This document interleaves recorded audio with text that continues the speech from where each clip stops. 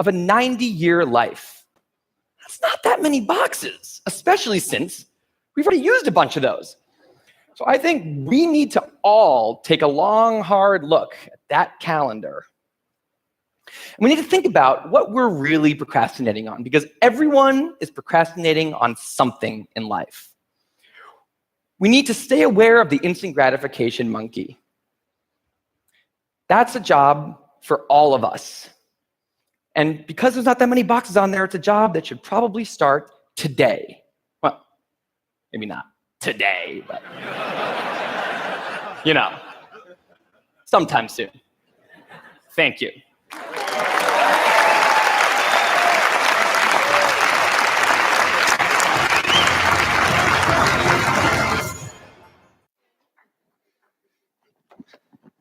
That was my impression of exciting entrance there. Let me ask you guys a question. What is your identity? We all have one. Husband, son, entrepreneur, those are some of mine.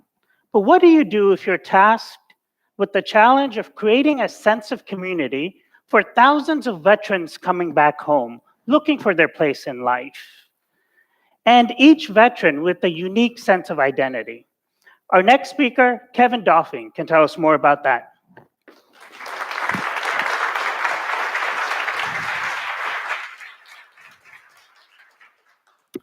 Thanks. So I'm excited to share with you the last few years of my life that I've spent inside of the veteran community.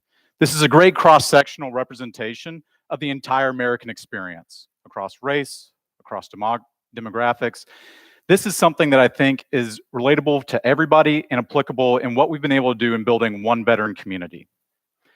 Every year, 250,000 service members will leave the military, coming back into civilian roles. In 2008, that was me. I left a great combat unit, guys that I loved, a brotherhood, a community, and I took over a small business. And as I was running that business, what I found is there were a lot of images, perceptions applied to me that really were the deficit or the challenges facing the veteran community. As I started to do sales calls and different things, people were perceiving me negatively, not based off of what I wanted to be as a business owner, but the challenges that were facing our community. Luckily, along the way, because I started to hide the fact that I was a veteran, I found a community. I found the Lone Star Veterans Association, this great organization that I first got involved with that had great men and women that were just knocking out of the park. They were great in their military careers, and they continue that excellence on into their civilian careers. If you're the average of the 5 people you spend the most time with, these were people I wanted to be with. Now, as I started volunteering, helping with some job placement, they asked me to be on the board of directors. And when you're 27, doing what 27s do, or shouldn't be doing, I had no idea what it meant to be on a board of directors. I'm still trying to figure that out, but I figured it would be a fun story to tell later. So I'm glad that kind of came full circle here. After a few years of that and learning what the organization really meant on the back end, I was asked to take over as a leadership role. And it was just a great opportunity to really get engaged with our community. The way that we've gone about building community, because one brushstroke does not paint us all, is we find identity groups. We find things that are our shared experience. If you think about it, every veteran nonprofit is based on a shared military experience. That's the identity, but there's so much more to us. So what we look for are these overrepresentations inside of different identity groups that have a lack of services. And through that, we've been able to identify multiple identity groups for our organization, for our community. I think of these as bricks inside of one foundation of the community. So we're making one veteran community, one brick at a time. And these can be broken up in half into career groups, family groups.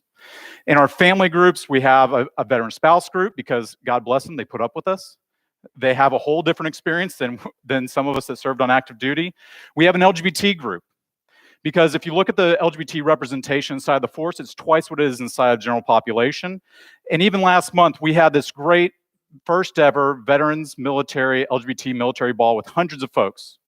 And none of those people in that room could be defined by their challenges. They could be defined by their successes. And that's some of the great things we want to do. We even have a veteran Christian group, which you might think that there's a lot of programming for veteran Christians in the community, and there is, around crisis intervention. There's not an affirmational message, a success-driven narrative that's focused on sharing our faith journeys together. And the thing that I love about that, because that's one of my identities, is that it's also a great way to connect with the civilian population that maybe put a veteran up on a pedestal. Well, it brings them down and puts them in the pew, because you can now experience that veteran narrative, that experience, through a Christian narrative. And we share our faith journeys together. And by bridging the gap between these different identity groups, whether you serve, whether you're a Christian or not, this is the point of building a community, one community that's segmented but united. We have different professional groups, entrepreneurs, that's another, my identity, obviously. Energy, because it's Houston, we had to check that box. And IT. The military is constantly churning out a lot of cybersecurity and other different trade groups. And so there's a lot of opportunities inside of this that we want to build. Now, the way that we do this, and again, because the veteran community is so cross-sectional, recruited from the military, inside of low-income areas, inside of rural communities, highly representative, other people can follow this. We lead, we connect, and we strengthen our careers and our families. By doing that, we're able to take people, these A players, the people that are leaders in our community, that have they don't want to get something from this community, they want to give. They're the examples of the community. They don't identify with the crises, but they want to help everybody else. These are the leaders that we solicit to come out and get engaged. We train them as peer mentors, we train them as resource navigators for the things inside of our veteran community and the identity group that they also represent. They create events that they want to go to. They're geographically available, they're time relevant, they have amazing content.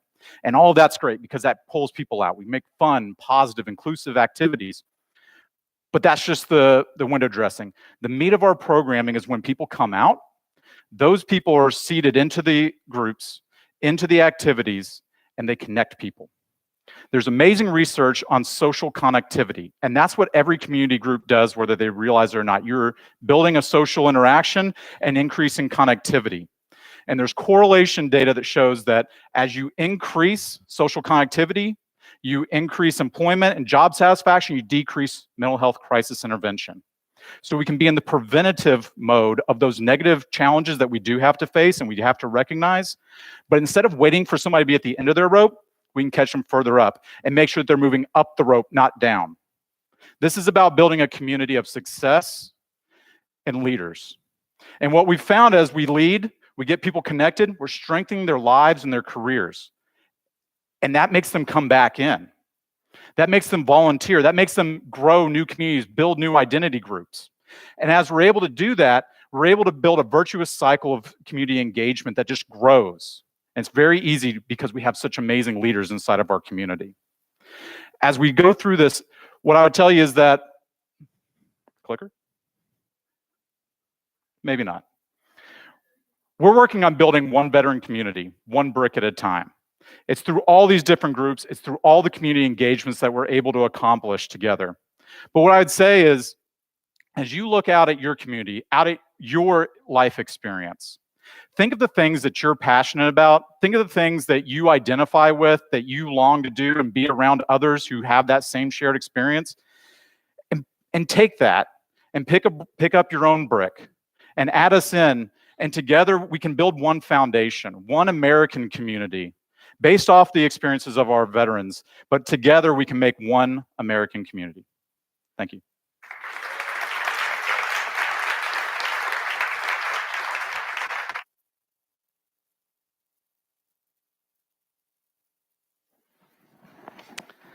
We've all come across people that are looking to give back, right? They're thinking about their legacy, they're thinking about volunteerism and philanthropy. What does such a person look like in your minds? If you're not thinking about a 14-year-old who started her philanthropy at the age of 7, you haven't met Maya. Maya Taru, everyone.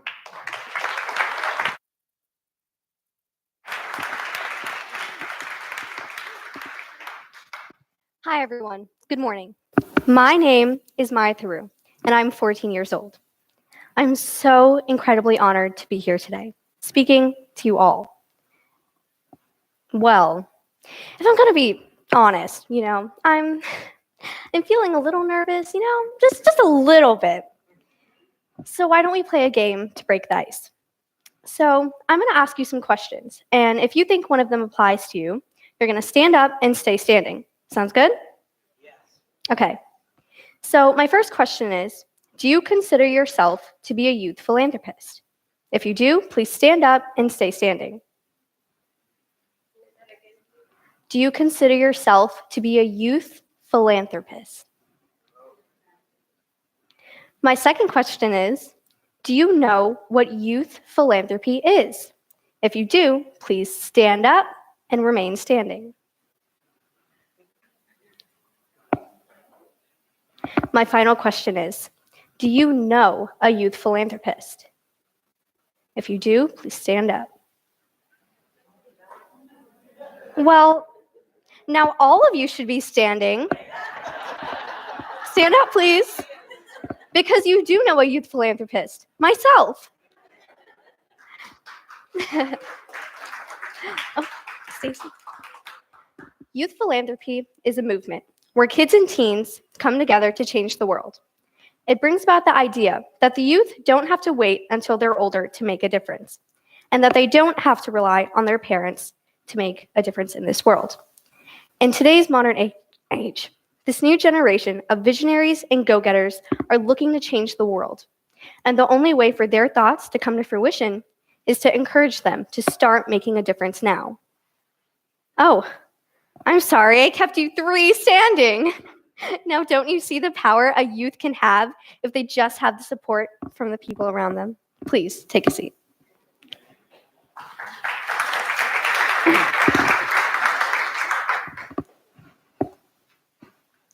Okay, now let me tell you my story. I was born premature at 1 pound and 14 ounces at the Arnold Palmer Neonatal Intensive Care Unit.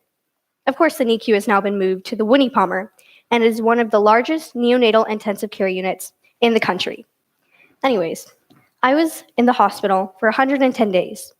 And in the first 40 out of those 110 days in the hospital, we were told that each day could be my last. In the first week of my birth, I had a surgery for a condition called meconium ileus, which means that I wasn't able to pass my first stool. The doctors had a cut into my abdomen and cut out a piece of my intestine where the stool was stuck.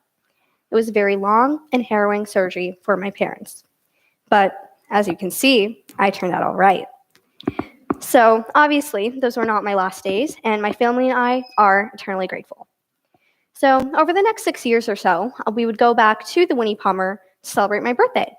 And it just so happened to be that on one of those birthdays, one of my former doctors wanted me to speak to a parent who was having a hard time visualizing the future and outcome of her baby. Now, it was a long time ago. I don't really remember exactly what happened, but what I do remember is the feeling of being a superhero, to be able to put a smile on a face and give the gift of hope. And ever since that day, I've been volunteering at the Winnie Palmer Neonatal Intensive Care Unit, inspiring countless families. Just like me, every youth has the power to do good, regardless of age, caste, or in my case, size, to do good around them if they just have the support. And by good, I don't mean just like giving away money or, for the adults in the crowd, taking a tax deduction. Youth philanthropy is when the youth give their talent, time, and treasure to the causes they hold dear. It is a very recent trend in society, starting in the late 1980s. Youth and junior boards were created for family nonprofits, and the first youth initiatives were created to teach kids about grant making and fundraising. Now, unlike previous generations, youth philanthropists believe in seeing the results of their hard work instantaneously. Because of the fast pace at which technology is advancing, we can get all the information we want at the touch of a button. We're so used to getting all of our information instant that we want everything to be instant, including the impact we make on the world. We like to set our goals and envision our end result. Because of this, we demand transparency of the process. We like to track the progress of our efforts leading to our desired result. We are a generation that likes to accomplish one goal before setting another. We enjoy the journey and celebrate each milestone.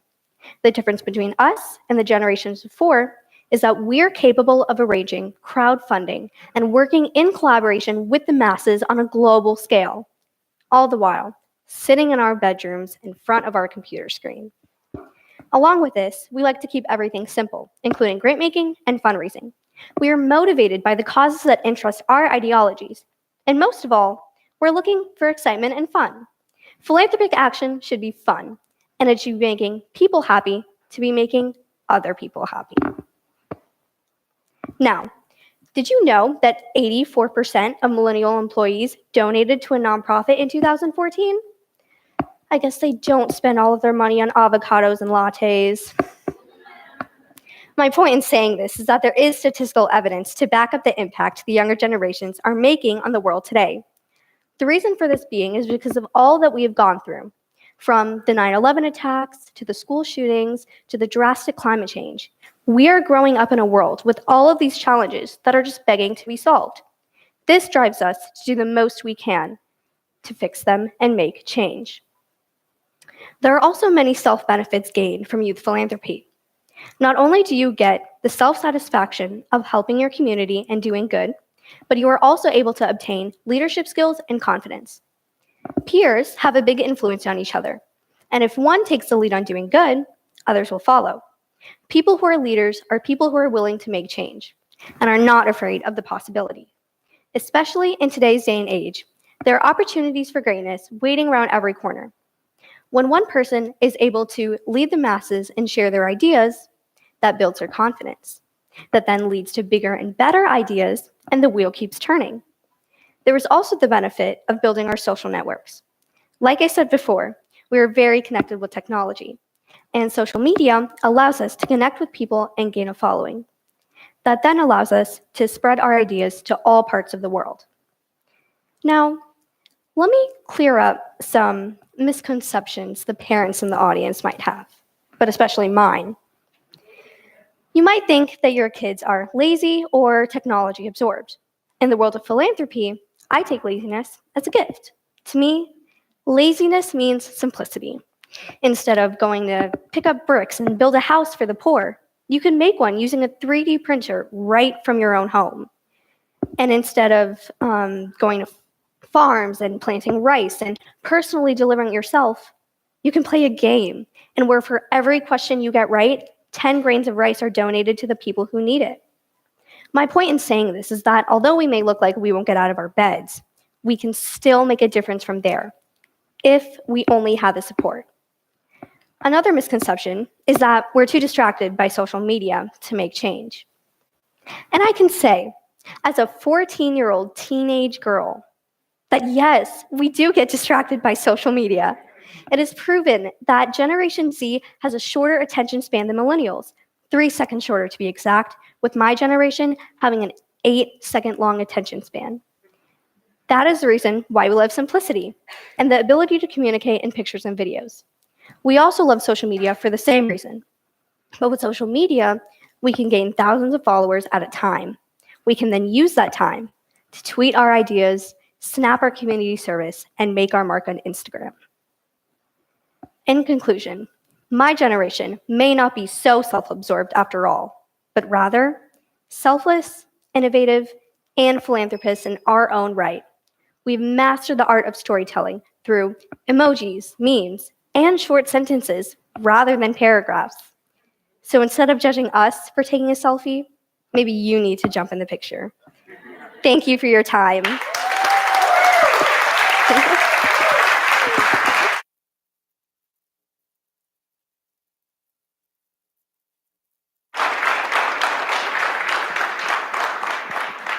Wow, I was still learning to chew at the age of 7. That's amazing. It's amazing. Let's do this. We'll do a quick 10-minute break. When we come back, we have some great speakers lined up for you. We'll do lunch at 12 and continue with our day. Sound like a plan? Excellent. See you back in 10.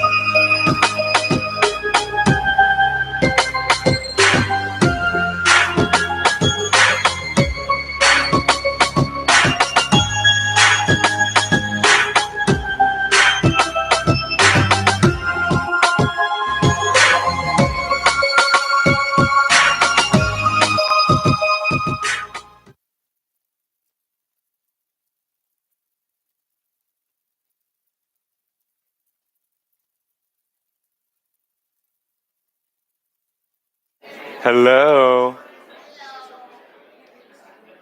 Hello.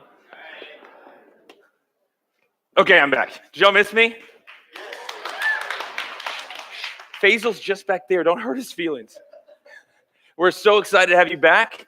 We got 2 more speakers, and then we're going to go to lunch with these next 2 are just going to be amazing. Anybody here have a green thumb? Green thumb. I have a brown thumb. I literally moved an oak in my yard recently, and it is absolutely dead now. I think I missed some of the roots, but I'm not very good at nurturing those sorts of things like plants. I'm okay with children and relationships, but plants are not my specialty. But I think that plants might be able to teach us something, right? They have some crazy intrinsic properties that maybe we as humans can mimic, much like we should mimic infants as well. Maybe we should mimic plants. And so our next speaker is going to talk about just that. I want you to give a huge round of applause for Jeff McManus.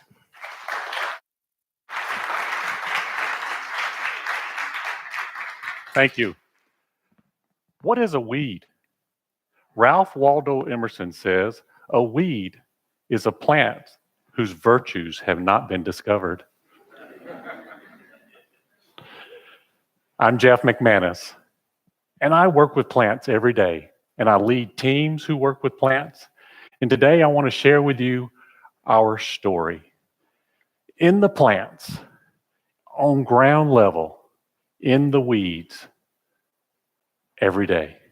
What can plants teach us about leadership and teamwork that can take a last place campus team to the first in a national ranked in beautification? Today I want to share the story of us at the University of Mississippi as we changed our staff's mindset from weeders into leaders. We have a beautiful 1,000-acre campus there. And the first week I was there, I was awed by the plants and the things that were there. But it needed a little love. It needed a little care. And I began to walk and spend time with my boss, who I called the master gardener of people. He had the touch of people, of empowering. And he taught me, which some things I want to share with you, but I want to share with you the grow principles that we learned. Our greatness, our resiliency, our opportunity, and our wisdom that we learn from plants. When you walk into the grove, into the campus, it's a beautiful 10-acre park in the center of a congested campus. And one of the first things that I noticed were the beautiful, majestic trees. Anybody here been to Ole Miss before? All right, a few of you. Great. We are all invited. When you walk on the campus and you just stop, this is one of those moments with Frederick Law Olmsted and his family designed for meditation, to reflect and to know what is going on in the garden. So we looked here, and one of the things that I observed was that all the trees were reaching to the heavens. They're growing to their full potential. They're going out. Their root systems are going strong. There were no barriers in their way. There was nothing impeding them, and they were strong. As I was walking that first week with the master gardener of people, Dr. Robert Kayat, he did something very strange that very first walk on campus. He bent over, and does anybody know what he did while we were walking campus? He picked up some trash. Now, this was the guy who was over the entire campus, the chancellor. And I was like, wow, that's awesome. So you know what I did, right? I started picking up trash. And what it showed me and our team is that we lead by example. We set the culture. Just like in the Grove, this great environment, this culture, the environment with trees to raise in, the leader sets the tone of the culture, of the environment in which the staff grows. Jeff, don't ever forget, to always lead by example. One day, he was pulling up some weeds in the garden, and I said, Dr. Kayat, what are you doing? He goes, I'm weeding by example. Well, as time moved on, he would tell me, he goes, Jeff, you're not just pulling weeds and cutting grass here at this campus. He goes, you're helping attract students who go on and become doctors who go on and create cures. You're helping our football coach win national championships. You're helping our deans recruit top students who may go on and write great novels like John Grisham. And we started telling that story to our staff, and we said, being like the oak tree, to reach for that greatness. Did you know that 62% of prospective college students will make a decision in the first few minutes of a college visit if they're going to that college based on the appearance? Oh, the academics don't like that, but it's true. We're emotional people. We feel connected. Well, the first football season came along, and our fans and our alumni, we love to be in the Grove, and we tailgate, and we have great memories, and there's a lot of great times in the Grove. Whether we win or lose, we have great memories in the Grove. But when it's all over, there comes a time that they leave us a little something in the Grove, a little happy. All the garbage. And this was almost like it felt like it was being thrown on us because of as much personal pride as we were taking. And our staff just kind of went out and moseyed through, and we were like, oh, poor, pitiful us. But we took a lesson from the oak trees in the Grove. Their roots reach out beyond their drip lines, and they actually interact, and they hold each other together, and they're structured together, and they support one another. So we brought our team in together, and we said, how can we change this? How can we make this a win and make this better for us with our network, with our small network of people? And one person raised their hand. They go, I know, we can close the Grove on game day. And everybody laughed because we're not going to close the Grove on game day. And so we looked at other options. What about if we contracted it out? We said, okay. So we put it out for bid like any good government agency does when they don't want to do something, right? The only problem is when I went to procurement to look at the bids, I was so excited. She looked at me. I looked at her. She goes, what? I went, what? Nobody bid on it. Nobody wants to pick up your trash, Jeff. So we went back to our network, our structure, and we said, what else can we do? And somebody came up with an idea. What if we ask a bigger network of people? What if we ask some nonprofit groups to come and join us? And people laughed and said, nobody's going to help us clean this up. And somebody said, well, what about some of these college students? And everybody laughed. College students aren't going to help us do this. But we tried it. And the next week we had a home game. We had 80 college students show up. And what took us normally 12 hours to clean the Grove took us about an hour. And we changed it, so we cleaned it at midnight, and this became a huge win for us. So much so that even the New York Times wrote about our trash cleanup in the Grove. And then as we looked, I don't know how many of you've ever had this happen to you, that little plant grow up in your driveway in the middle, that little just tough little guy. Or maybe you're like, you hate to admit it like me, I've got a tree growing in my gutter right now. You know, it's opportunity. Did you know if an acorn on a tree falls on the ground, it has 1 in 10,000 chance of actually becoming a tree? 1 in 10,000. The campus was getting prettier. We were having more challenges. We needed to be more productive. It was taking us 10 days to mow the campus, which was way too long.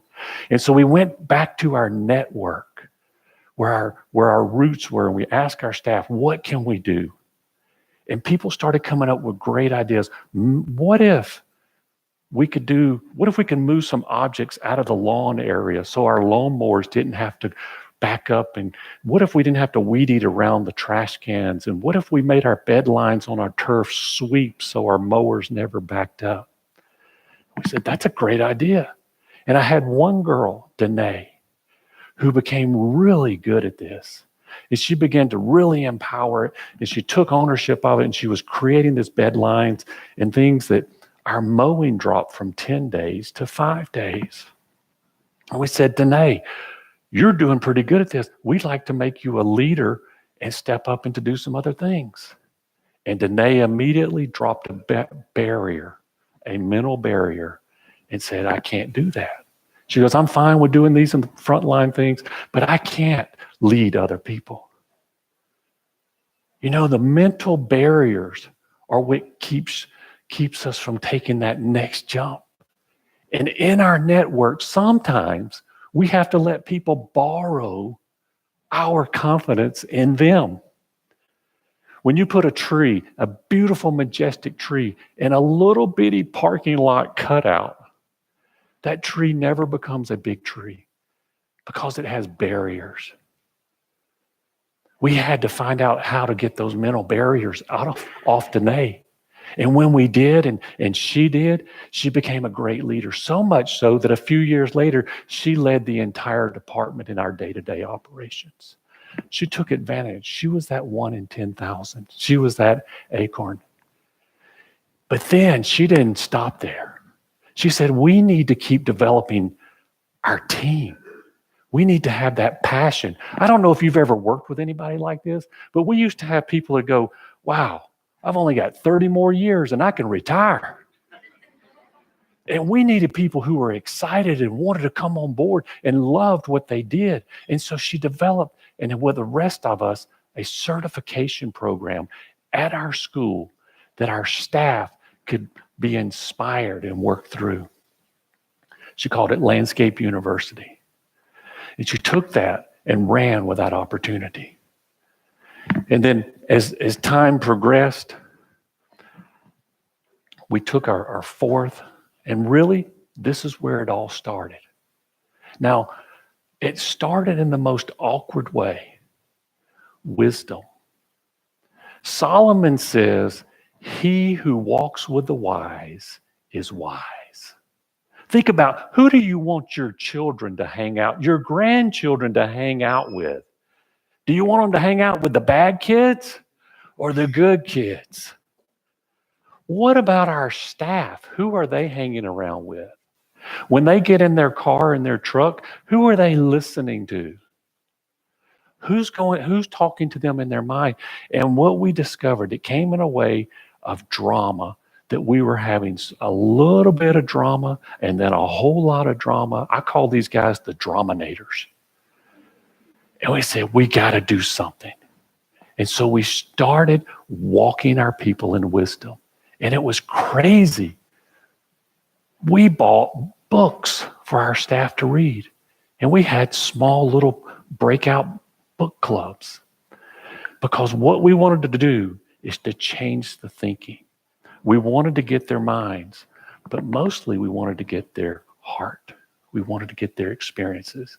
And what happened was, as they began to talk about the books, and we would watch TEDx talks on videos, they would talk about the TEDx talk, it lifted them.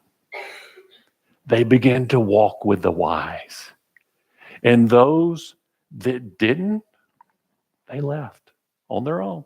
It was a win-win for us all.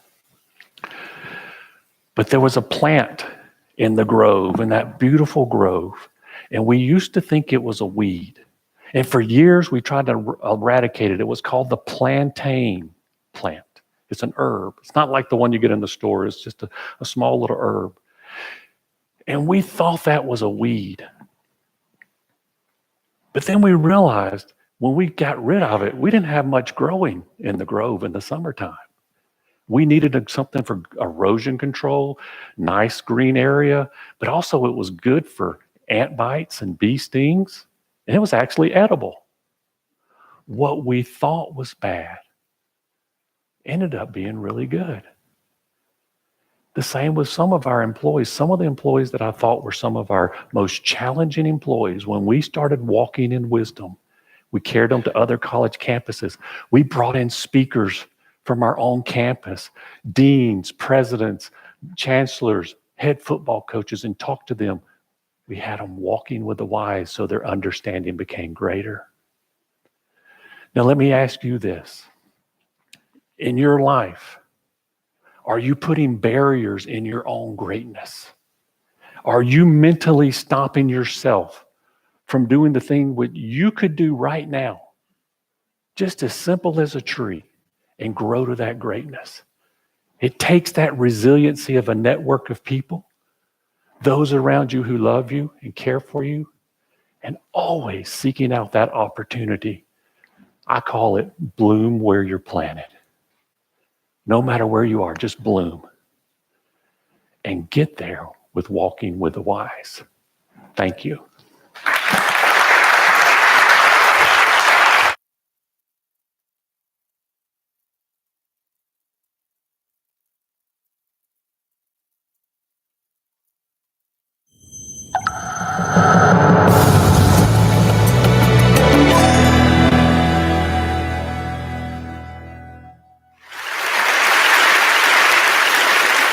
Look at these images. Now, tell me which Obama here is real. To help families refinance their homes, to invest in things like high-tech manufacturing, clean energy, and the infrastructure that creates good new jobs. Anyone? The answer is none of them. None of these is actually real. So let me tell you how we got here.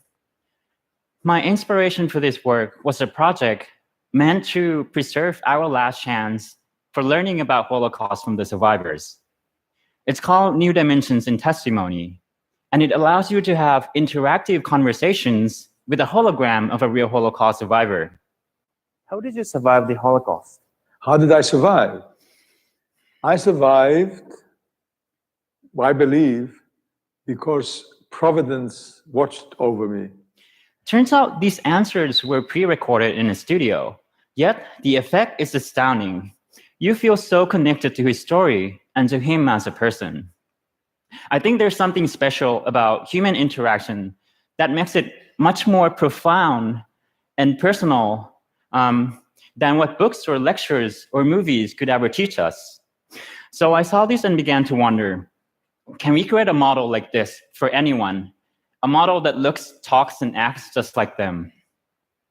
So I set out to see if this could be done, and eventually came up with a new solution that can build a model of a person using nothing but these existing photos and videos of a person. If you can leverage this kind of passive information, just photos and videos that are out there, that's the key to scaling to anyone. By the way, here's Richard Feynman, who, in addition to being a Nobel Prize winner in physics, was also known as a legendary teacher. Wouldn't it be great if we could bring him back to give his lectures and inspire millions of kids, perhaps not just in English, but in any language? Or if you could ask our grandparents for advice and hear those comforting words, even if they're no longer with us. Or maybe using this tool, book authors, alive or not, could read aloud all of their books for anyone interested. The creative possibilities here are endless, and to me, that's very exciting. And here's how it's working so far. First, we introduce a new technique that can reconstruct high-detail 3D face model from any image without ever 3D scanning the person. And here's the same output model from different views.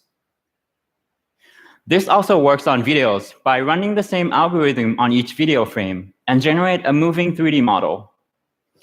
And here's the same output model from different angles. Turns out this problem is very challenging. But the key trick is that we're going to analyze a large photo collection of the person beforehand. For George W. Bush, we can just search on Google. And from that, we're able to build an average model and iteratively refine the model to recover the expression and find details like creases and wrinkles. What's fascinating about this is that the photo collection can come from your typical photos. It doesn't really matter what expression you're making or where you took those photos. What matters is that there are a lot of them. And we're still missing color here. So next, we develop a new blending technique that improves upon a simple averaging method. and produces sharp facial textures and colors. And this can be done for any expression. Now, we have a controllable model of a person, and the way it's controlled now is by a sequence of static photos. Notice how the wrinkles come and go depending on the expression. We can also use a video to drive the model. Rory, but somehow we've managed to attract some more amazing people. And here's a lot of fun demo.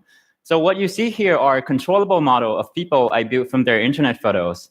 Now, if we transfer the motion from the input video, we can actually drive the entire party. It's a very difficult bill to pass because there's a lot of moving parts, and the legislative process can be ugly. And so coming back a little bit, our ultimate goal, rather, is to capture their mannerisms or the unique way each of these people talks and smile. So to do that, can we actually teach the computer to imitate the way someone talks by only showing it video footage of the person? And what I did exactly was I let a computer watch 14 hours of pure Barack Obama giving addresses. And here's what we can produce given only his audio. The results are clear. America's businesses have created 14.5 million new jobs over 75 straight months. So what's being synthesized here is only the mouth region, and here's how we do it. Our pipeline uses a neural network to convert an input audio into these mouth points. We get it through our job, or through Medicare or Medicaid. Then we synthesize the texture, enhance details in teeth, and blend it into the head and background from a source video.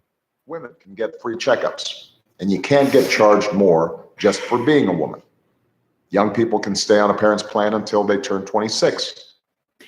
I think these results seem very realistic and intriguing, but at the same time frightening, even to me. Our goal is to build an accurate model of a person, not to misrepresent them. But one thing that concerns me is its potential for misuse.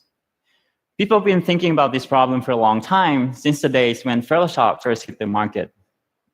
As a researcher, I'm also working on countermeasure technology, and I'm part of an ongoing effort at AI Foundation, which uses a combination of machine learning and human moderators to detect fake images and videos, fighting against my own work. And one of the tools we plan to release is called Reality Defender, which is a web browser plugin that can flag potentially fake contents automatically right in the browser. Despite all this, though, fake videos could do a lot of damage, even before anyone has a chance to verify. So it's very important that we make everyone aware of what's currently possible, so we can have the right assumption and be critical about what we see. There's still a long way to go before we can fully model individual people, and before we can ensure the safety of this technology.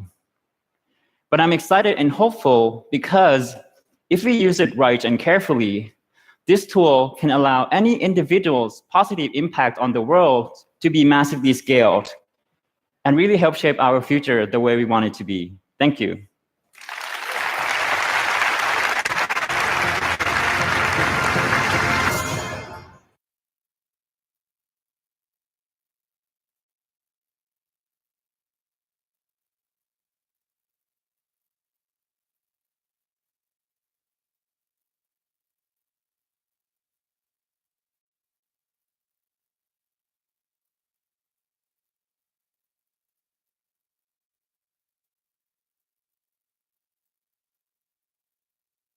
I'm back.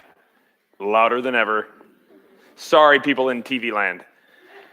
So who here was affected by Hurricane Harvey? I'll tell you what the TED was. We actually had to cancel the TED the week that it was on, and we had to move it a month back because it hit on the exact day that we were supposed to have. I think everybody knows at least one person that had some sort of effect from it. But the neat thing is now that we've moved the TED to a later date, the weather's a lot nicer. It used to be in August, and it was brutal. But now we have a lovely weather for it, and it's interesting to see this shift, right? This dynamic shift, right? Because of something bad that happened, something good happened. And so that's kind of what our next talk is about. And so I'll let her explain the entire thing, but I want y'all to put your hands together for Leslie Marchand.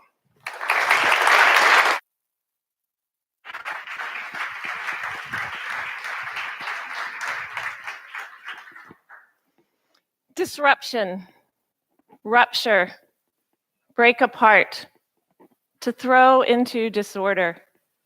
Does disruption sound like a good idea to you? Did you wake up this morning and stretch and say, I'm going to break apart my life today, throw it into disorder? No? Well, maybe you should. Disruption comes in many forms in nature and in life. Natural disasters are a form of disruption. Last year, Hurricane Harvey hit South Texas and disrupted everything and everyone in its path for miles. Just in the past few weeks, Hurricanes Florence and Hurricane Michael have disrupted a larger part of the eastern United States. This year alone, we've seen hurricanes, tsunamis, earthquakes, volcanic eruptions, and mudslides that have affected virtually every part of the world. Those are all events that happen from the outside in. They're external events, unintentional disruption. In that case, our response to the disruption makes a difference. Our internal and our community response matters. You make a decision, and a community makes a decision of how to respond to a natural disaster. Here in Texas, after Hurricane Harvey, we saw so many heroic rescues being made. People came from far and wide to help with recovery efforts. The hurricane affected the landscape, the food supply, people, and animals. Homes were rebuilt, lives were restored. People came together. The response mattered. Other forms of disruption in nature may be intentional. A farmer, before he plants a new crop, often does a controlled burn of the pasture. The burning of the pasture actually creates the opportunity for new growth. If you look at the field, you may think that there is no hope, but you have to wait and watch and see what happens.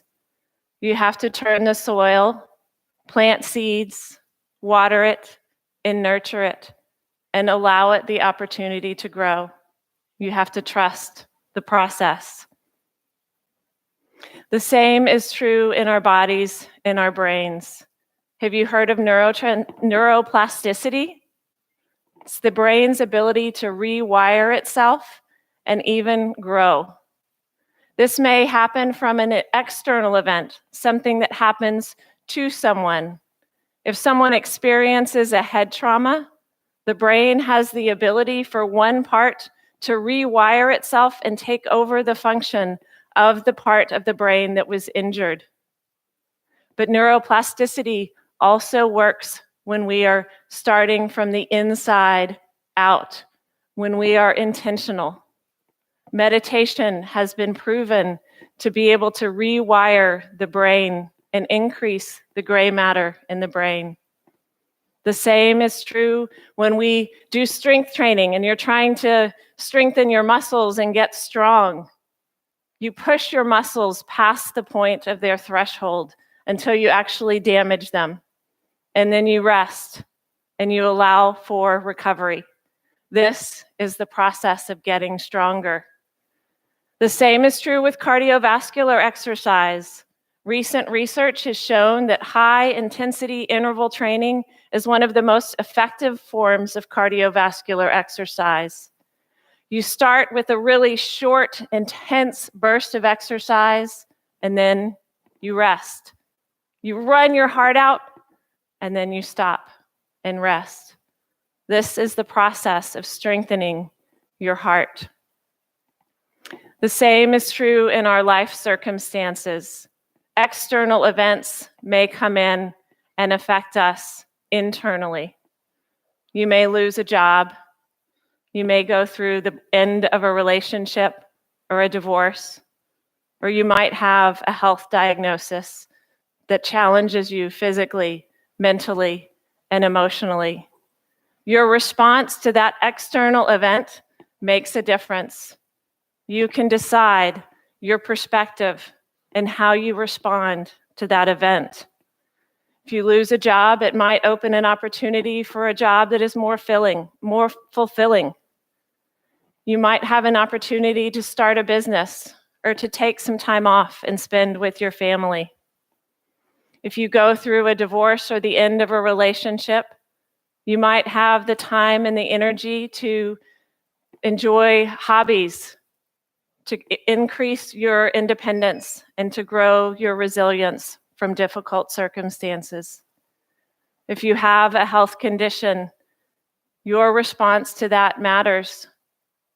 You might be able to create new opportunities for yourself, change your life and change your habits to improve your health or just your perspective. All of these things are external events, and the internal response is what matters. You take action and you rest and you recover and you trust the process. If you are able to embrace these external disruptions in your life, you can create and allow opportunities for new growth and renewal. My family and I have experienced our share of external events that have disrupted our lives. We have experienced 3 major flooding events, one of which was Hurricane Harvey on our family farm within an 18-month time period. We had to respond to those events. We chose to grow through them and to allow them to make us stronger. In our own family, through divorce, remarriage, and becoming a blended family, we've experienced disruption, but it has made us stronger and allowed us to come together. So what do you do if you have a goal? Does disruption play into having a goal? Disruption can come from the inside out. It often is required. So it starts with a dream. You have to really take the time to consider what you want, what you really, really want. And you make a decision, you commit to it wholeheartedly. And then you take action, you respond, you remove obstacles, you pull the weeds of your life. This is where the disruption comes in. You get rid of everything that no longer serves you. My family has a dream. We're in the process of disrupting our lives now. We're going all in. We're betting the farm, literally and figuratively, since our dream has to do with the growth of our family farm. So we're removing obstacles, we're taking action, we're building new habits into our life, and then we're trusting the process. We're allowing for new growth.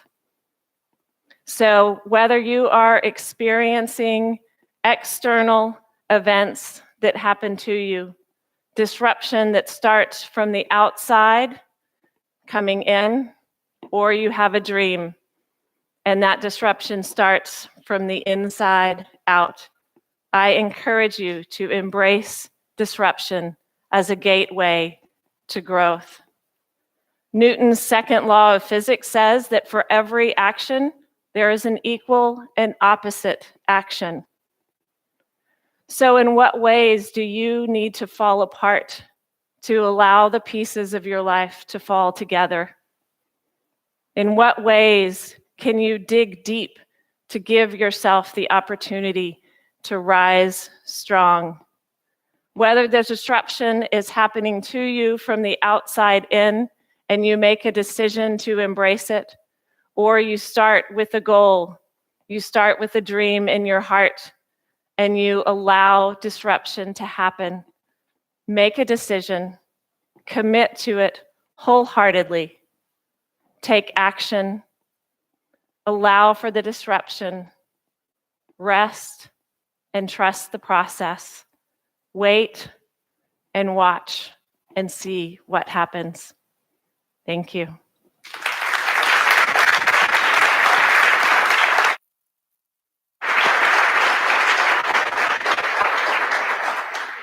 All right. Yes, that was a very ridiculous ploy to get y'all to look up at this beautiful bottle. Do you see it? Do you want one? You better stick around after lunch and you might just get one. We're going to go ahead and break for lunch now, but remember, we have 1 hour. Check out the tours. It's amazing of the facility. If you look for the big red dots outside, that's where the tours are going to be starting. If you have any questions, feel free to reach out to the staff. But enjoy yourselves, have a good lunch, and we'll see you back in 1 hour for some more amazing talks, all right?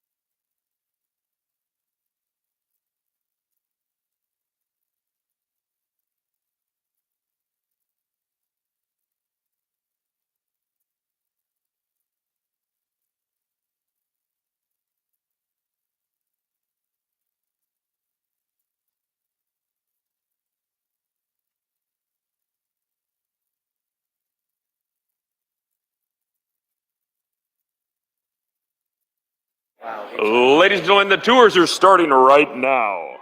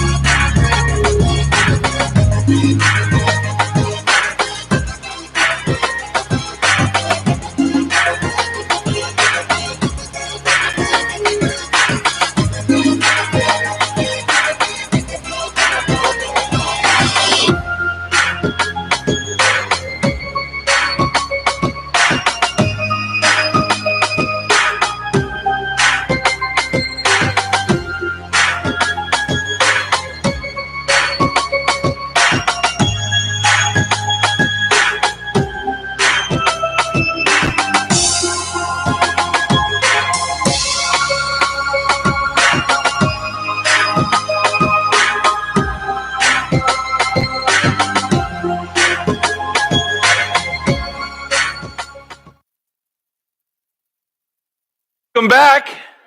Welcome back. Well, welcome back. Everybody excited? How's lunch? Good? All right. Okay, so I'm used to being clapped at a little more harder, so we're going to have to try this again. Not for me, but to practice for the other people that are going to come. So let's do it. Josh, the cookies that you saw outside, he had about 6 of them. Is right. The next speaker wants us to stop talking. Even more so, he wants us to stop talking about poverty and start educating the impoverished. For what that means, AJ Rivsey, everyone.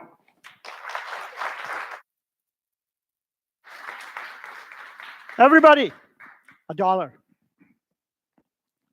So you can use this dollar in many ways. You can go to a dollar store, pick up some stuff for $1, or you can use it at a vending machine. But how about I tell you that you can use this same dollar in a way that would be way more valuable than you ever think. The same dollar can be used to educate this poor child and help him to go to school and then lead a life that we all expect. Today, I'm going to talk about how we can move slum children from the streets to schools. So, okay, currently, 1 billion people live in slums around the world.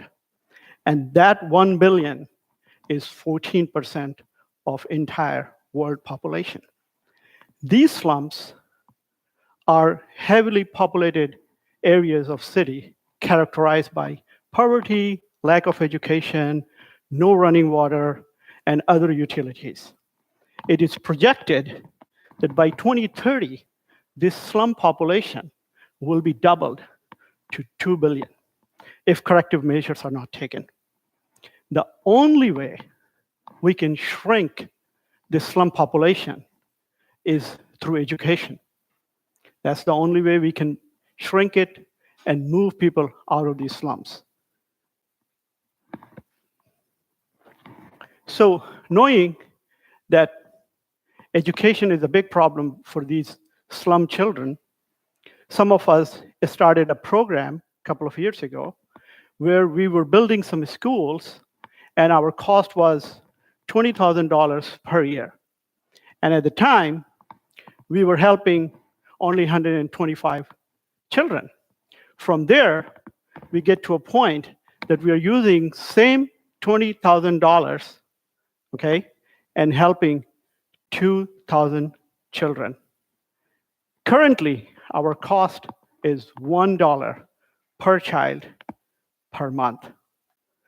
How we move from 125 to 2,000 children for the same amount of money is quite interesting. And today I'm going to talk about our innovative journey of moving these slum children from streets to public school system on a mass scale. So if we look into current situation, just try to imagine, just take a moment, close your eyes, and imagine what will be a life of a child who has never learned to read or write. He has never been to school. He has never learned to add and subtract. He has never learned multiplication and division. And all he did all day long is to wandering around those slum streets. No education at all. Just try to imagine that, right? So the question is, why these children are not going to school? There are a couple of main reasons. First and foremost, these slum parents are too busy to make their life end meet, right? So they do not have time to invest in their children's education, take them to school. Second, they also have a huge incentive to put them into work when they are quite young to generate some cash, okay? So these are the two main reasons. The third and the most important one is that here in US, we can take a lamppost and the school have to admit him if he or she in the right age, right? But not in the other part of the world. Most part of the world, before a child can go to school, he must have to have kindergarten level skills. And those skills are not easy for these slum children to give them to their kids because it cost money and time, which they never had, right? So when we started our program, as I've said, that it was costing us $20,000 for 125 children, it wasn't bad. But what we very quickly realized that the problem was huge, right? And we do not have unlimited amount of money. So we have to find some innovative way to bring our costs down so we can move this, or we can have an impact on more children. How are we going to do that, right? I mean, the biggest question was that how we can double the impact or multiply the impact without multiplying the cost, right? Any answers? Hard. Okay. So we basically found a way to tackle the money problem. What we realized was that there was a public school system available for these children. So why they were not going to school? As I said, that even if these slum parents wanted to send their kids to school, the biggest problem was that their children were not prepared. They did not have kindergarten level skills. So we decided that we will provide that skill to the children. That's where we changed our model. From a high cost, we moved to a low cost, and we said, okay, we are going to prepare these children to go into the public school system. So this is what we did. First thing was we started renting one room from these communities in these slums, okay? Since the rent was really cheap, our cost went down, okay? Not only that, it solved another problem. Most of these parents are very busy. They do not have time to take their children even a couple of blocks to the school. These rooms that we call our DuPis Learning Centers were in those communities. So these children can just walk into those centers by themselves. Third, if they're missing, if they don't come to their school, teachers can go and basically round them up, bring them into the class. So that's how we solve this problem. But then the biggest problem was that how we get a commitment from parents and from children, right? We just kept thinking, and this is what we did. We basically bring these parents to our centers, explain them, right, what we are trying to do for their children. We introduce them life-changing ideas. These parents never had education by themselves, or maybe their parents had never seen a school. So education was a foreign idea for them. So we convinced them the long-term impacts and advantages of educating their children. Once we were able to convince parents, our next step is to get a commitment from a child to go to school every single day. Some parents here, they know what I'm talking about, right? This is what we are trying to get these kids, right? And we come up with an innovative way in our schools. Come on. Any help? Okay, here we are. So what we do is every child, every single day, before the classes start, what they do is they take a pledge. They take a pledge that I'll go to school and become highly educated. I'll get a good job and live in a good house. I will be helping my parents, my brothers and sisters. I will always be respectful to my teacher, and I'll make my country a great country. When kids recite this, it basically creates an imagination for their parents, for their neighbors, for entire community. It has a domino effect on the community and the children. Third problem we had was how do we keep our sponsors and donors engaged? It's the retention problem. This is the biggest problem every nonprofit has, is to get people to come in and donate and then keep coming back to donate more, right? So most of the nonprofits, they send an annual report or quarterly report. We don't do that. What we do is basically we keep a track of every single child that is coming into every center every day. So we have an attendance sheet. We create an email and send it to our sponsors. every single day, so our sponsor know which child has arrived into their school and is learning. So they know at every single point where their dollar is being spent and how it is impacting the life. So the children we round up from streets, they are usually 4 to 6 years old. We bring them, we educate them for preschool, for kindergarten level, for 1 full year. Once they are ready and they graduate from our Do Peace Learning Centers, we help them get admission into the public school system. Okay? Once they go into the public school system, we don't end there. We actually follow up. So what we do, we bring them back for after-school tutoring from grade 1 to grade 5.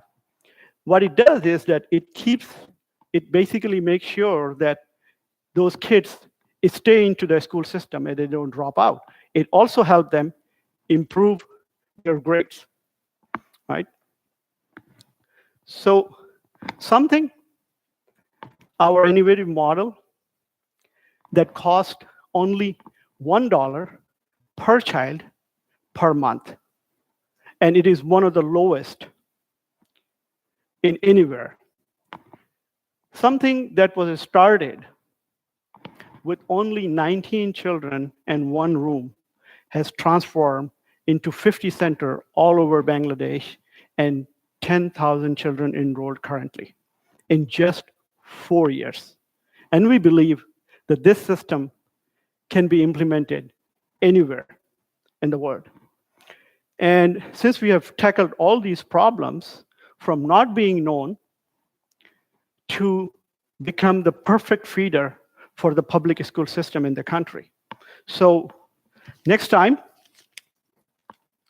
when you use this dollar, remember the value of this dollar and the challenges that other people are having in other parts of the world. Thank you very much.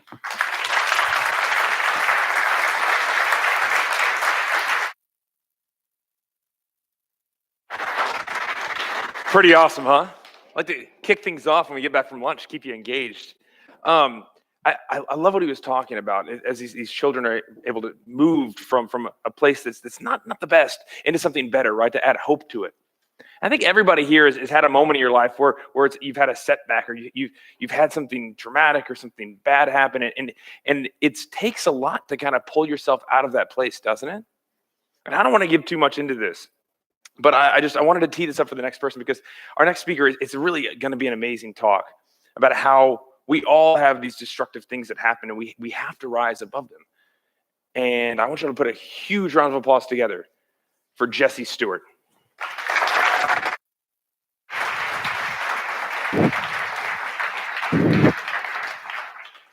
Hi there, how you doing? My name is Jesse Stewart, and I was watching Tim Urban's speech earlier, and he stole one of my slides. I had this slide that showed the difference between the male brain, the women's brain, and my brain. In the male brain, you open it up, the animation comes out, and it shows a bunch of boxes that are all nice and neat and tidy. In the male, the box comes out, you open it up, you deal with inside it, you close it back up, you put it in, you grab the next box. So then it closes up, then it goes to the woman's brain, and just spaghetti falls out. And I don't think that's necessarily true, but spaghetti falls out, showing how everything's twined together. Then I go to my brain. When it opens up, little monkeys just jump at you in your face. So I'll do my best to stay a little bit more on track. But first of all, the title of my speech goes around the phoenix bird. And for me and most cultures, the phoenix bird is a bird that once it reaches its culmination, it's in existence, it bursts into a ball of fire, comes down to the ground, and then out of the ashes of good rises something new and something better. And then this continually recycles and repeats to the idea that you essentially have nothing but goodness left over. When I was 21, if you would have told me graduating from college, if you said, hey, at 35 years old, you're going to have started your own company with the idea of ensuring never another American POW. You'd retired from the Army at 31 years old, having become an Army Ranger, commanded 149 of those, been a college professor, and done all the things I would have done. I would have said, you know what, how do I get that Powerball ticket? And do I care what the cost is? Absolutely not. But then if you would have asked me, what if you got all that? Would you be willing to let it all go down to the ground in order to fulfill your true personal legend?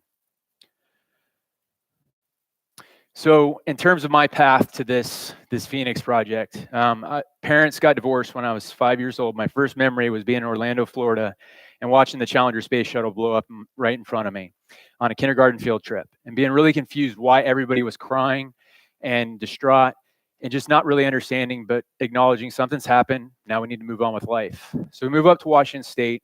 Mother relieves my father, and what proceeded to happen was several men that were introduced in my life that were extremely abusive, but I was a young kid looking for a father. And my biological mother ended up marrying the most abusive of those. And what it forced me to do was surround myself with this fortress and protect myself. And go fast forward to my freshman year of high school. I'm sitting at about 119 pounds. I know it's hard to believe now, 5'3". And so I'm like, you know what? There's no freshman on the wrestling varsity team. And I can beat those 5 kids down at 101 pounds. So I cut down to 101 pounds, end up making it. And I go out for our first wrestling match of the season. And I took all of that anger, all of that resentment, and all of that bitterness and honed it in to that one match. And when that whistle blew, normally with wrestling, if you've ever seen it, people will back off a little bit, slap each other around. I just attacked this guy and ended up pinning him in 3 seconds and had 5,000 people clapping for me. And when I got up, I looked and I realized, you know what? Here is the secret to life. Just win. And that became my first addiction. Now, and got a kiss from the senior cheerleader coming off the mat. So I realized, and it wasn't about necessarily being liked, but about isolating myself. So what I do next, realize, hey, you know what? There's no varsity athletes in the AP classes. Now, trust me, I did not come anywhere close to testing into the AP classes. But my AP or my regular English teacher was a basketball coach, and I shamed him, basically saying, hey, you are not capable of wrestling. You can't come to one of our practices and survive. And finally made his life so miserable that he let me go just to get rid of me. And so then all of a sudden, I'm the only athlete with the smart kids, and I'm the only smart kid with the athletes. So I had everybody fooled. But once again, it was out this idea of just isolating myself. And I immediately stopped being a human being and became a human doer, which I personally believe is the absolute most dangerous addiction, especially when you take 700 of those types of people, put them in a unit called Army Rangers, and say, here's a bunch of airplanes, a bunch of guns, a bunch of ammunitions. Try not to make us look too bad on the geopolitical stage. So essentially what I had was the perfect conditions for the perfect storm. So fast forward to my senior year of college, 9/7 or 9/8 of 2001, I'm in visiting my aunt and uncle in New York City. And they take me up to the top of the World Trade Center for brunch. It's a place I wanted to go. So we go up there, we have brunch, get the picture taken, top of the World Trade Center. And I head back to the University of Washington to start my senior year of college. And on 9/11/2001, about 5:13 a.m. in the morning, down in the gym working out, I'm watching the World Trade Center fall that I just ate at brunch a couple of days prior, and realized, you know what? This whole ROTC thing, this whole Army thing is for real. So I get commissioned, and I become part of the first commissioning class of officers knowingly going to war since the Vietnam War. So I get in the Army, and at this point, I had never been told no. I had never failed. I had never been cut from a team. I hadn't been told, you still didn't make the requirements for AP classes, so you're not going to take the AP test. I just continued to do it. So I get commissioned, get the opportunity to be infantry, and get a Ranger School slot. Fortunately, make it straight through. And then I go on to the first part of the Iraq War. 2 weeks into the invasion, and keep in mind, when you show up as a new officer in a unit, you are told, listen, your first evaluation is going to be middle of the road, because we get top block, middle block, or bottom block. And just get over it, accept it now, and move on with your life. So 6 months in, and keep in mind, 2 weeks into the deployment, my truck had been blown off a bridge. I went down with it, spent about 4 minutes underwater, which I'm sure ex-women in my life will say that proves I do have brain damage. And then I spent a few days in a coma, but then went right back out to the fight. And that was honestly what differentiated. It had nothing to do with how good I was, how good of a shot was. It was just that I could handle pain more than others. And so 6 months into the deployment, I have my initial evaluation with my battalion commander, who's now a 3-star general. And he sits me down and he says, you know what, Jesse, I'm about ready to screw you over. And I'm like, great, what did I do to cause this? As I'm thinking in my head. And he puts the evaluation down, and it's marked top block. And I'm like, wow, I thought this wasn't possible, sir. And he says, here's the problem. Anything less than perfection from you now on will be considered failure. So as a 22-year-old kid, a little bit of pressure was put on me. And so, but I wasn't scared by it. I just said, okay, at least I know what the standard is now. And that's how I continued on. So fast forward to 2006, 2007, I get the opportunity to command within a unit that's now known as Task Force 300, the Spartans. and had the opportunity to command Charlie Troop, which is about 119 to 149 Rangers at any given time. And we went forward in the Diyala River Valley, which would have been the genesis for what's now known as ISIS. When I was there, it was ISI, the Islamic State of Iraq. And we fought those guys for about 7 months. And with our presidential unit citation we got from President Bush, the smallest unit since Vietnam to get that, credited us with adding the S to their name. So ISIS, you're welcome for the marketing help. But during that deployment, on March 17th, just done some great things, took down the initial stronghold, and a suicide bomber goes off 20 feet from me. One of my best friends, Ben Saban, jumped in front of me, and he shielded me. I still got hit 18 times on the left side of my body, and he died that day. I survived, got the shrapnel taken out, but once again would not take a knee. Went right back out to the fight, and then continued on. 2 weeks later, I lose nine guys in one day. And I remember going to my unit doc, who will be left nameless, and said, "Listen, man, I'm 26 years old. I just lost 9 guys in one day. This isn't normal." And he straight up told me, he said, "Jesse, if you talk to anybody about it, you're going to lose your security clearance, you're going to lose your opportunity to command, and you won't be a Ranger anymore." And so instead, he gave me a little bottle of blue pills, Xanax, and that's how I was able to survive, because I was able to shut off those emotions. So I finished the deployment up. Unfortunately, I lost 14 of my Rangers. 49 of us were wounded, to include myself. And finished the deployment, got all the awards, and I got back. And up until this point, I had not drank at all. But that first drink that I had when I got back was like, here is a solution to not feeling. Here's a solution to continue performing. So I ended up getting promoted a couple of years early to Major, have all of the opportunities in front of me that I ever could have dreamed of, and I ended up losing a child. And so I can't talk to anybody about the 14 men I'd lost. I can't talk to anyone about my child. And then I have my 4th reconstructive knee surgery on my left knee, and wake up from that being told your career is over and we're retiring you at 31 years old. So I retire, once again, haven't dealt with any of the stuff that I'd experienced. And my entire identity, like a lot of the athletes that I work with, was tied up in being a Ranger. It wasn't being Jesse Stewart. It was the Major, Ranger, young guy that had bypassed every hurdle in order to get to where he'd been.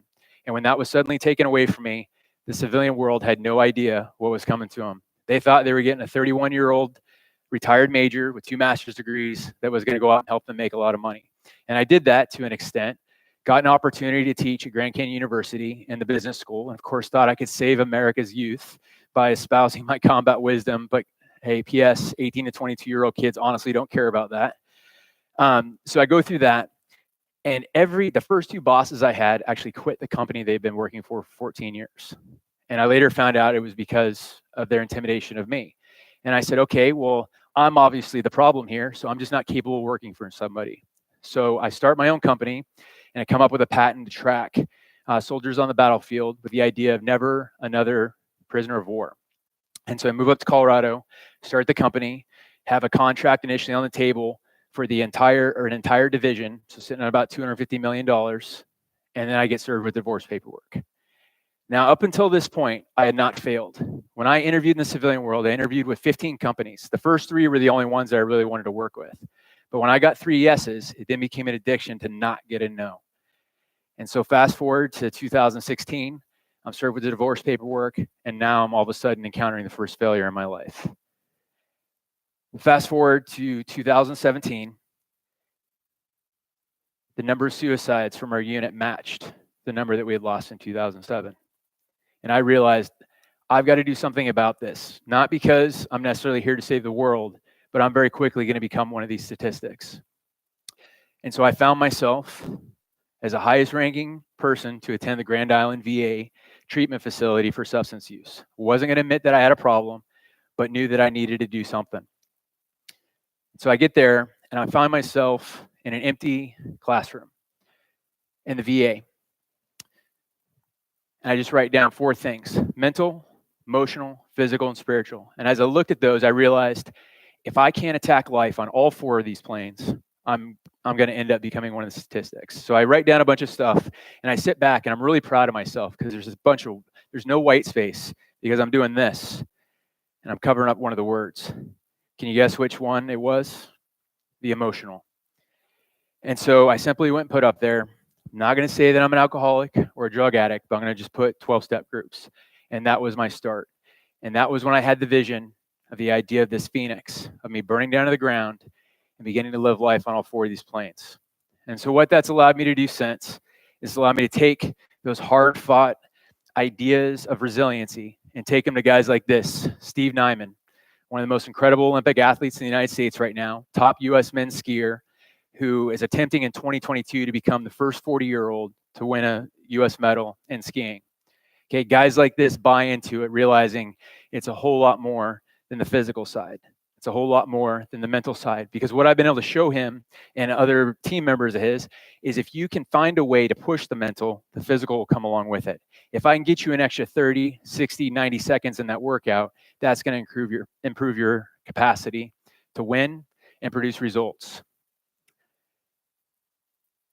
So now at this point, I say to people like, oh, love what you're doing, all this stuff. I ask, why would you necessarily need to burn down to the ashes? What if it's possible to start your Phoenix project up here where you're at, rather than coming all the way down where I came? Because I went down here because I had to. And I literally probably went to hell for about an 8-month period, because that's where my guys were, the only people that I trusted. But I went down there and I survived it so I could help bring others back up. But here's what I ask you. Why not start your Phoenix project up here where you're already crushing it? No matter whether you're Tom Brady and the quarterback of the Patriots, or Steve Nyman, the captain of the U.S. men's ski team, or that father that's coaching his son and all those other kids that are looking up to you, and start living life on the mental, emotional, physical, and spiritual planes of existence. Because trust me, my friends, I've tried just living on 1 or 2 of those, and it leads to utter failure. So I encourage you to take a look at what you're doing in life. And if not for yourself, which has got to be ultimately for yourself, what is the impact and the influence that you could potentially have for those around you, and most importantly, your kids? Thank you. Have a good day.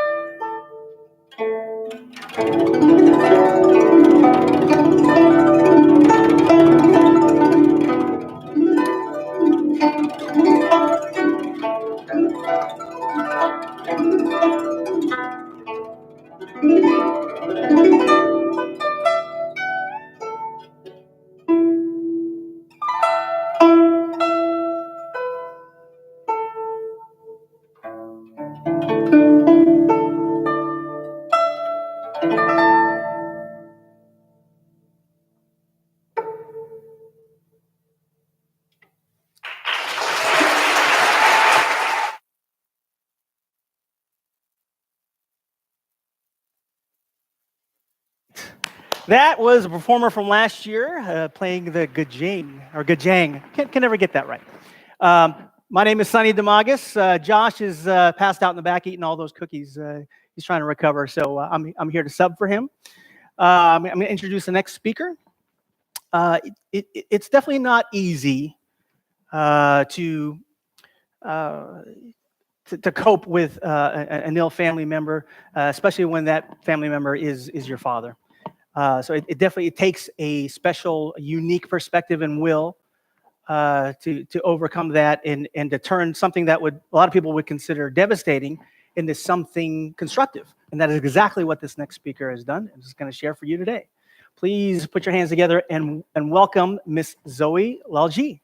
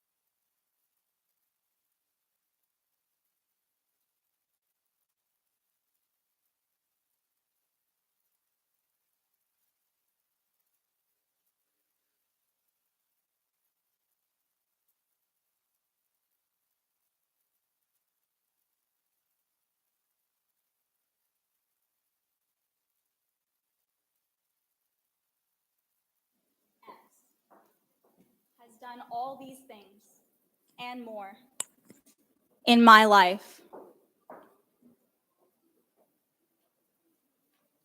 Last year, my father, my hero, was diagnosed with amyotrophic lateral sclerosis, or ALS.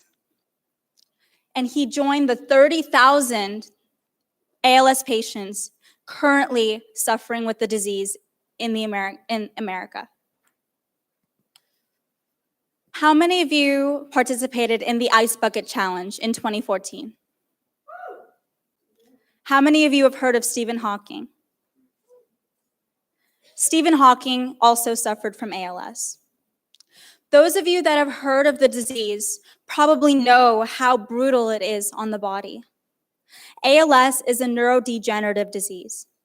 It breaks down the motor neurons in the body and restricts the body's ability to walk, to talk, to move, to chew and swallow, and even to breathe on its own. Can you imagine how trapped you would feel? You would literally become a prisoner inside of your own body, a spectator of your own life.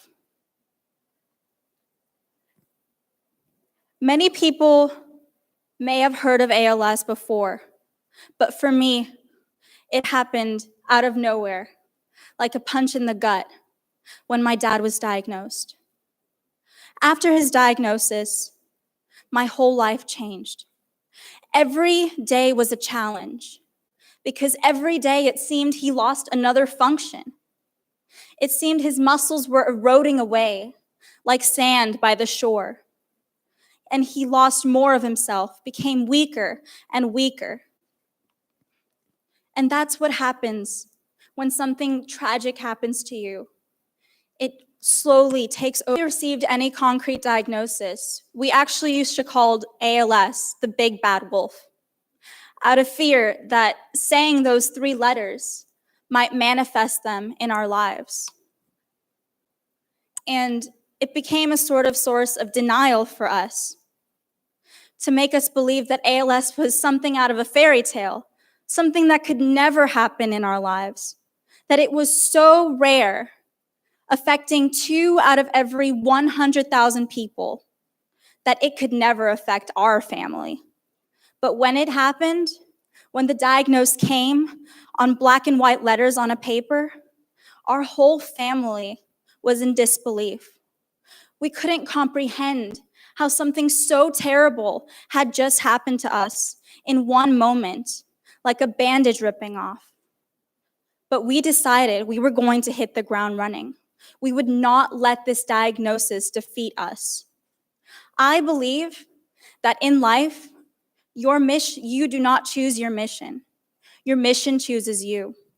And for us, our mission chose us.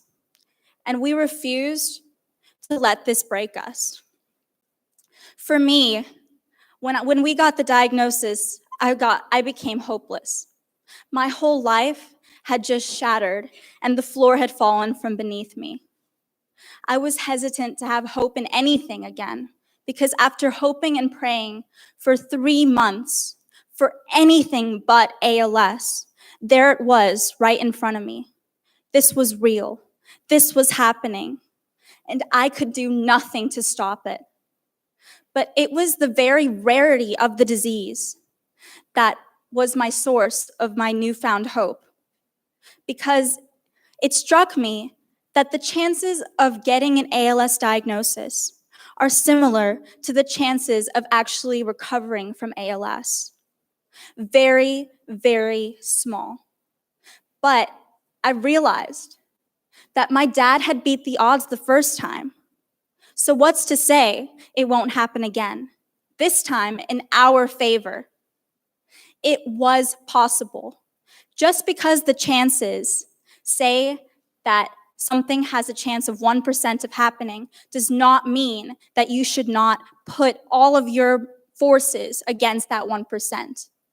Because it can happen and anything is possible. When we found out that my father was diagnosed, I began in a state of denial. I walked through life pretending I was okay. I went to school and wandered the halls, pretending nothing was happening, which was easy because nobody in my school knew what was happening in my life. So it was my escape. I was able to go to school and pretend I was a normal high school student. But then everything changed when my dad decided to reveal his diagnosis to the world, and with it, my world. So school was not an escape anymore. I had no normalcy. I had no way out. I felt trapped.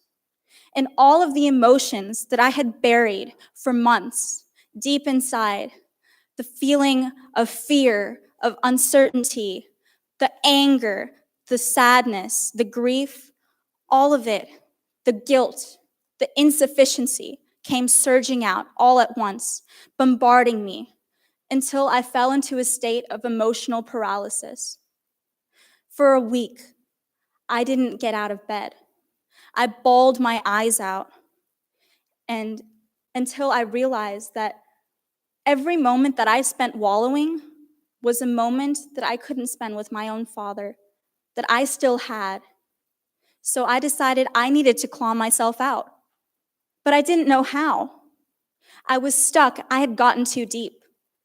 And then I realized that before any of this had happened, whenever I was at a crossroads or felt like I didn't know what to do, I would always go to my dad. And he always knew what to say to me. And this time was not any different because he was still here. And he could still give me advice, albeit through a mechanical voice. So I went to him and I told him everything I was feeling, all that I was going through. And I cried on his shoulder. And he told me something that night that I will never forget. He told me that my love was pure and powerful, and that it, more than anything, had the power to heal him, and that all that he wanted from me as his daughter was to love him as much as I could. And at that point, I realized that I had been overcomplicating everything, that this was simple. All I had to do was love my dad as much as I love him, and let him feel loved and supported. And then something miraculous happened. I realized that this very love, this all-encompassing love between me and my father, was just as healing for me as it was for him. So from that point onwards, love became my engine as I ventured to find my mission in the ALS world. I wanted to move the needle along so that no ALS patient has to feel this way again. I created a 501(c) nonprofit foundation called the Lalji ALS Foundation to raise awareness and conduct research to find a treatment and a cure for ALS. Currently, there is no effective treatment and no cure. But our family are trying to do our best to push the needle along so that this does not have to happen to people anymore. My mother has kept our family together and told the world, all of the experts around the world brought people together and connected dots in ways we could have never expected. My brother, 15 years old, is a nutrition expert in neurodegenerative diseases. And my father has been a beacon of strength and resilience. And he epitomizes smiling through the pain more than anybody else that I know. Look at that smile. I mean, if he can smile like that, why can't we? If he can be grateful for all the things that he has and not worry about what he has lost every single day, why can't we? If he can find reasons to love those around him, and if he is our inspiration instead of us being his inspiration, why can't we find reasons to keep moving forward? In the end, I've realized that fire can either burn you or ignite you, and that every situation is what you make of it. And it doesn't matter if you spend time wallowing or crying or curling up in a ball, because what matters is your ability to get up from that. Strength is not defined by the absence of weakness. It's defined by your ability to get up and put one foot in front of the other, despite every bone in your body telling you not to. And with this sort of strength, you can turn tragedy into transformation. Thank you.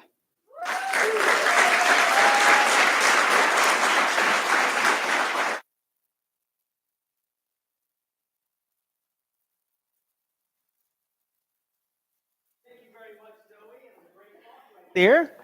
I tell you what, that young lady, she is definitely not afraid of illness or ALS. And I think we owe her a round of applause for her strength to come up here to tell her story. She is definitely not afraid. But here, let me ask you, who here in the audience has any fears, any big fears? Is afraid of anything? And I know I do. I used to be afraid of coming up and speaking in front of large numbers of people on a stage. I think a lot of people share that emotion. But what if? Let me ask you a question. What if those fears aren't real? Well, what if it's all an illusion? It's all in your mind. Well, our next speaker is going to talk to you about that. Very exciting speaker. I want you to give a big round of applause to the Frank Shamrock. Hello. Hello, everybody. I know a lot about fear. I've experienced a lot of fear. And today I'd like to share some of my experience with you and also just talk about fear. And as well, the illusion of fear, the fear that we put into the universe and that we live in as an existence. This is your brain. When you experience fear in your brain, this little blue area, your sensory cortex, fires up and immediately tries to decide, is this a real fear or is this just standing on stage at TEDx fear, right? If it is a real fear, then your amygdala jumps in to protect you. It's like a man in your corner. And it instantly floods your brain with these chemicals that put you in a fight or flight. That's the real value and the real need for our fear reflex. It's there to protect us from serious threats. And the beauty of that, or the non-beauty of that, is all of those memories are then stored in your amygdala because there's a base mark that protects you. So if you saw a poisonous snake and it almost bit you, you're going to have a little mark there in your brain going, avoid poisonous snakes, they will kill you. That's what the fear response is for. And so what most people don't realize about fear is fear slowly begins to control your life when you don't understand what it is. Talk about ancient stories, talk about sailors traveling the world and having dragons and all these different fears. Those were there because something of fear happened and then it needed to be addressed, or there needed to be a baseline of understanding how we made safety. So my experience in fear started when I was very young, and what I know about fear is that fear only has power over you when you don't share it, when you hold it inside. And so I'm about to share with you the biggest fear that I have in my life. And it looks like that. Right? Most people, I just spent 6 months talking to people about fear, and I talked to hundreds of people all over the world. And here was the most interesting part about fear. The people in our country, their two biggest fears are the fear of death and the fear of public speaking, which is crazy, right? I even met one guy who was an Uber driver who told me I would rather die than go on stage and share my passion. And I thought to myself, that's crazy, but also that's how powerful our fears are, that I would choose death than come up here and share with you my passion and my love. Now, I realized early on in my speaking career that fear did control my life. And I realized early on in my life that I had more fear than anybody else. And so I started asking myself, where did these fears come from? And I'll ask you, are there any fears in your life that are stopping you from moving forward? And if there are fears, what would happen if instead of running from them, you ran towards them and you embraced them and you replaced them? Think about that. What would happen if you marched towards your fears with a plan of attack instead of retreat? Think about that for just 1 second. This is where my fear comes from. I came up in a home of abuse. And when I got in trouble, when I needed punishment, my parents locked me in the closet and left me there for hours. That was a normal punishment in my household. I never knew that that was not correct. But what it did to my body and my mind was fill me with tremendous fear and anxiety. And it really frightened me. And what I didn't know is that it was shrinking my hippocampus and it was making me less available to deal with emotions. I was less available to deal with fears because of my childhood. And so I did like every good American does. I found a way out. And my way out was breaking the law. I learned I could get out of my abusive home by committing crimes. And that worked great till I ended up there.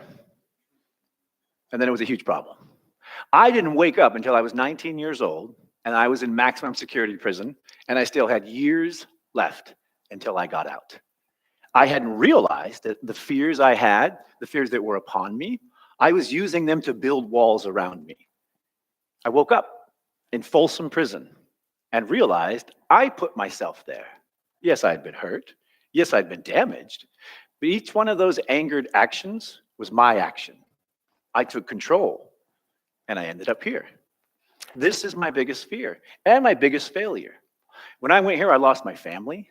I lost my son. I lost everything in my life. I mean, I was in prison. You can't get any lower than that. But it was in prison where I realized it was all me.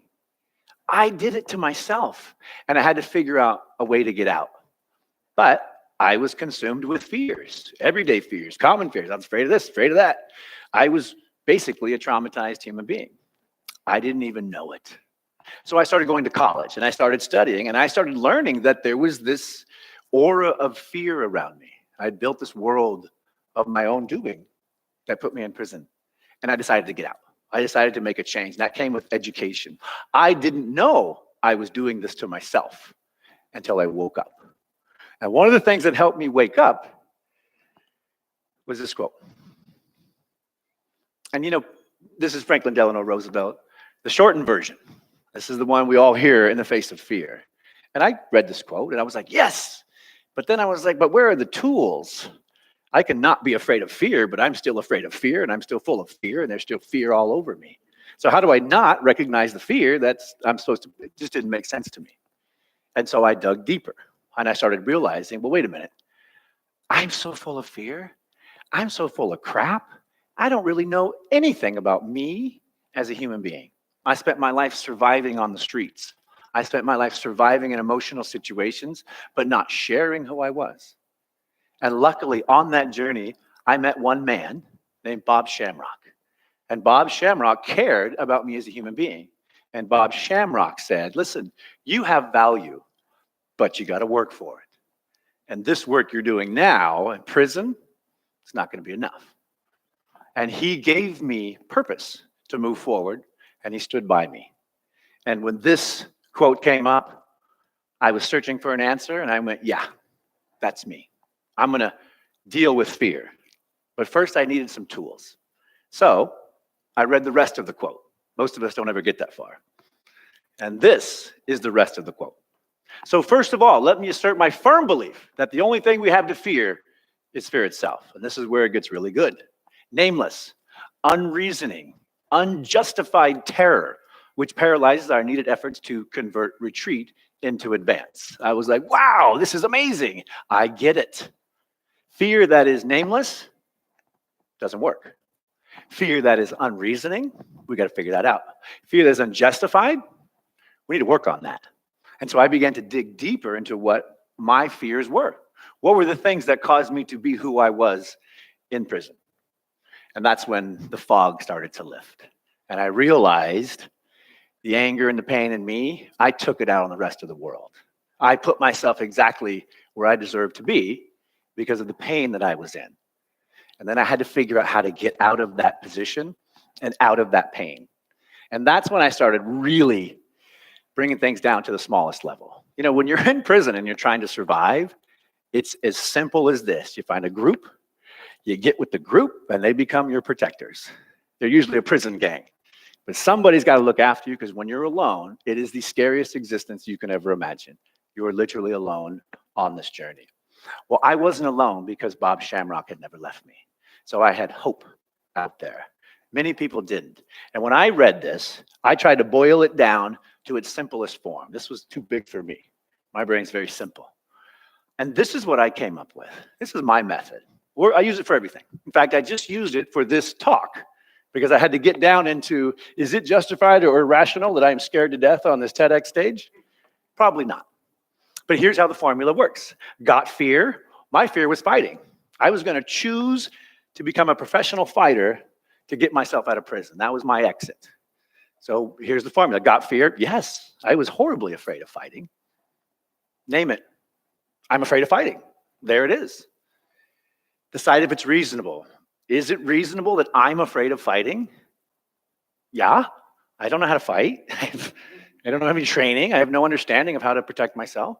That's perfectly reasonable. And number three, is it justified? Yes. My fear was justified, and the fact that I needed to do that to be successful was justified. So there was only one answer.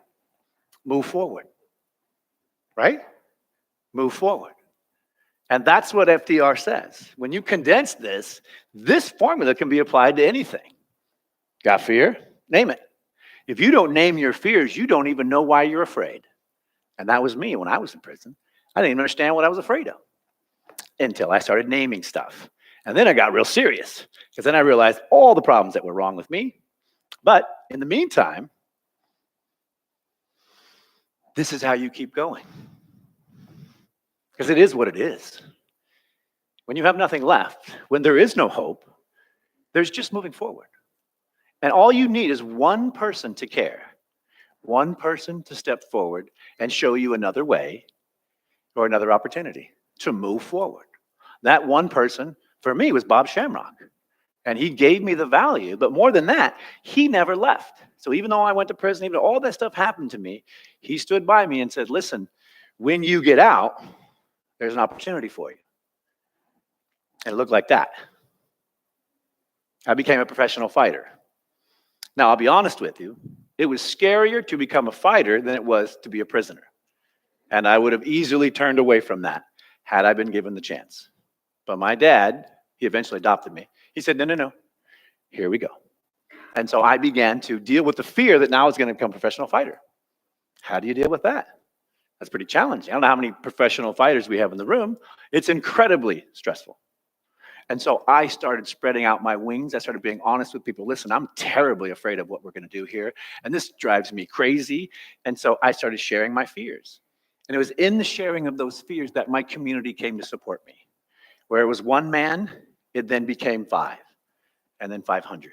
And eventually, it became millions of people supporting what I was doing. And on that journey of learning martial arts, I learned to speak. I learned to teach and interact with other people.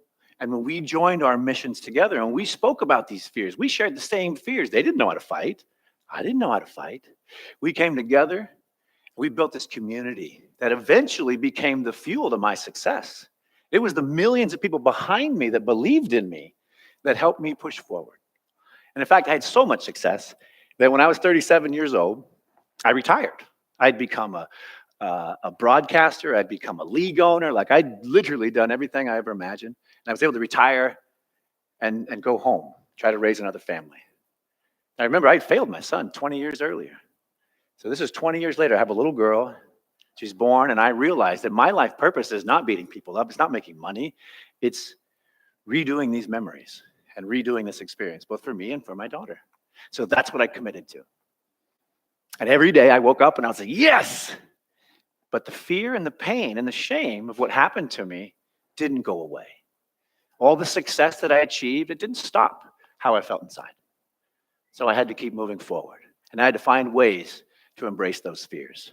I'm not proud to say this, but I would wake up early in the mornings and cry by myself because of the pain I felt. I had everything I ever wanted in life, and I was hurt inside. And so I sat down one day with myself, and I was like, what are these fears that are holding you back, and how do we move through them? And that began this journey. You know, fear is like a brick wall. Every time you turn away from that fear, you place another brick on that wall. Every time you say, no, I can't do that. No, that's too much. Every time you turn away, you place another brick on that wall. The wall begins to strengthen. The wall gets stronger. But this wall is all in your mind. If you don't place that brick, the wall doesn't exist. Every time you take a step forward, the wall crumbles. The only power in the wall is you placing the bricks. You doing the fears. Find somebody to share your fears with. Find yourself a life passion that you believe more than anything else. And if it's not there, start talking to people because it'll come out. When you find that passion and that purpose, then you can go on your mission and share with all honesty. I'm here to share with you my honest fears. I am deathly afraid of this moment. But I know I have to go on this journey because I'm going to become a professional speaker. And here's what I've learned about the brain. You can replace any image in your brain, no matter how traumatizing it is. You can add new memories. And with new technology like virtual reality, anything you see in your brain exists. Anything you put in your mind is your reality. So why can't we fill our minds with amazing new experiences and memories? Why don't we focus that superpower, that amazing alert system into personal growth? If we turn that fear system that stops all of this movement into this movement, we would achieve everything we were looking for. Fear separates people. Walls separate people. Right? Slowly building, slowly building.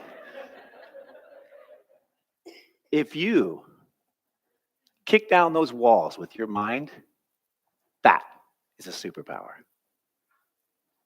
Name your fears. Embrace your fears. And add new memories to it. When you do that, then you're using your superpower to achieve your ultimate dreams. Thank you.